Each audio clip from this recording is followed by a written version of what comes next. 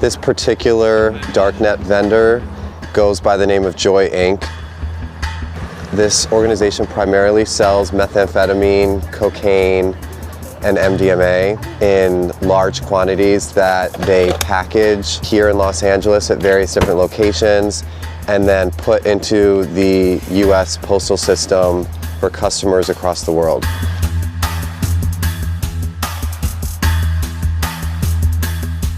A lot of individuals that are buying these illicit items on the darknet, they're not necessarily aware of what they're buying. And with the amount of fentanyl that's in the supply chain these days, it's a minuscule amount of fentanyl that can ultimately end up killing someone. It's not an addiction that builds up over time. Just one hot dose can kill.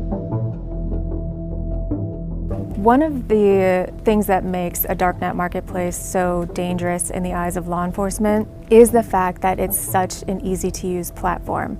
But the problem that we see from the law enforcement side is these pills are not what they're advertised. They're almost always pressed with fentanyl, and you could very easily get yourself in a bad situation, almost not knowing better.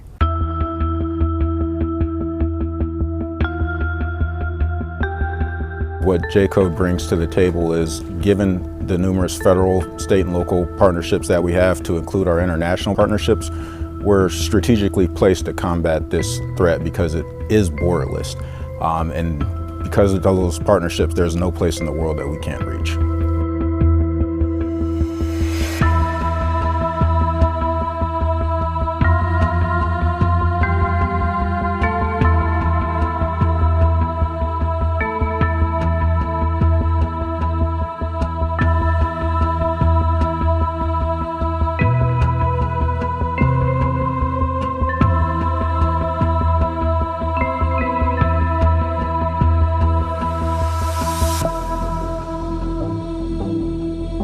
The unique nature of our threat is the scope and the range that the darknet vendors that we target can reach when it comes to the customer and the user base.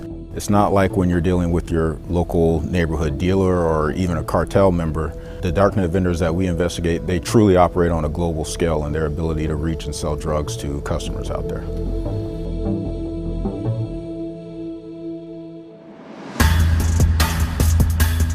We're trying to keep people safe. The FBI mission statement is to protect the American people and uphold the Constitution.